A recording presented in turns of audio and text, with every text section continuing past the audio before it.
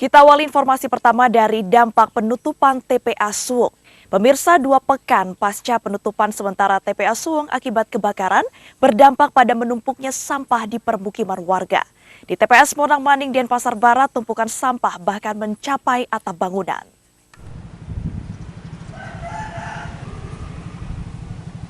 Pemandangan tumpukan sampah di depan permukiman warga di Kota Denpasar ini kini menjadi pemandangan sehari-hari pasca ditutupnya TPA Suwung akibat kebakaran.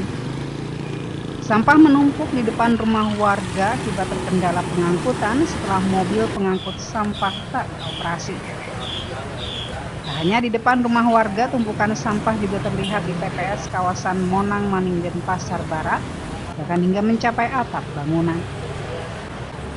TPS yang menampung sampah dari 2 desa, yakni Tegal Harum dan Tegal Kerte, kewalahan menampung sampah yang menggunung. Juga karena warga dari luar desa juga ikut membuang sampah di TPS ini.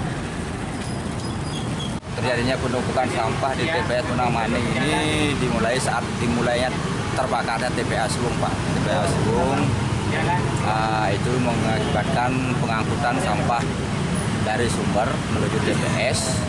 TPS terjadi penumpukan dan pengangkutan dari TPS ke TPA menjadi terhambat. Selama penutupan TPA Suwung, mobil pengangkut sampah yang kerap mendatangi rumah warga tak lagi beroperasi sejak 2 pekan lalu. Warga pun diminta untuk membuang sampah secara mandiri ke TPS.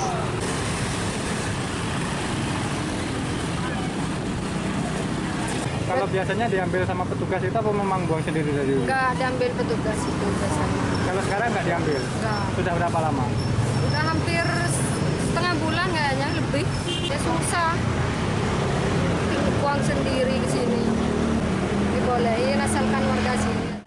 Kalau komplain sih ada, cuma ya kita memberitahu bahwa keadaan Suwung kan ada kebakaran.